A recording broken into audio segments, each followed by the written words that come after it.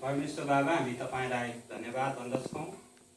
धन्यवाद हामीलाई विभिन्न कामहरूको बावजुद, पढाइहरूको बावजुद पनि तपाईँ परमेश्वरले आजको सङ्गतिमा उपस्थित गराउनु भयो। हप्ताभरिको जीवनमा सुरक्षा साथ राख्नुभयो। अनि फेरि पनि प्रभु तपाईँ परमेश्वर आज हाम्रो साथमा भएर तपाईँको नाउँलाई हामीले उचाल्न पायौँ। धन्यवाद हाम्रो बिचमा तपाईँ परमेश्वर बोल्नु भएको लागि।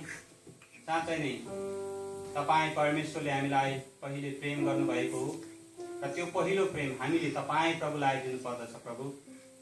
र हामीले हाम्रो जीवनमा कतिपय अवस्थाहरूमा तपाईँ प्रभुबाट टाढा भयौँ। प्रभुलाई दिनुपर्ने पहिलो प्राथमिकता हामीले हाम्रो जीवनमा दिएनौँ। तपाईँ प्रभुलाई दिनुपर्ने पहिलो प्रेम हामीले दिएनौँ प्रभु। साँच्चै नै हाम्रो सम्बन्ध जुन तपाईँ प्रभुप्रति रहनुपर्ने हो त्यो सम्बन्ध आज छैन प्रभु।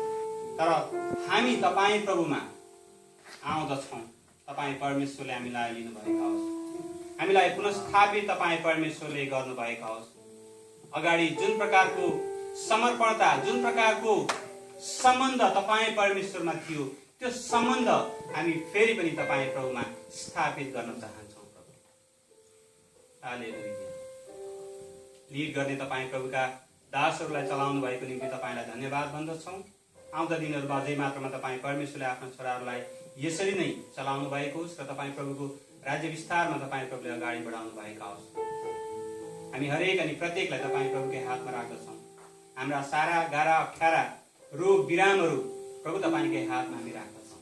हामीले छोडिआएका घर परिवारहरू तपाईँ प्रभुकै हातमा हामी राख्दछौँ। फेरि पनि यसरी नै नभेटुन्जेलसम्म तपाईँ प्रभुको जिउँदो उपस्थिति हामी हरेक अनि प्रत्येकको साथमा राखिदिनु भएको होस् भन्दै आशिष माग्छौँ। हामीलाई प्रेम गर्नुहुने प्रभु यीशु ख्रीष्टको नाम।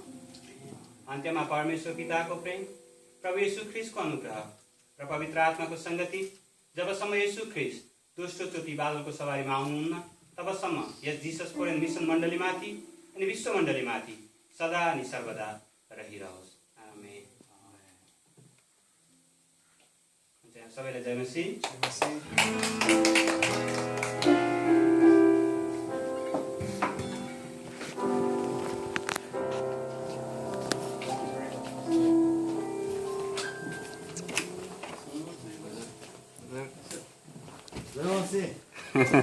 केशवजी एउटा कुरा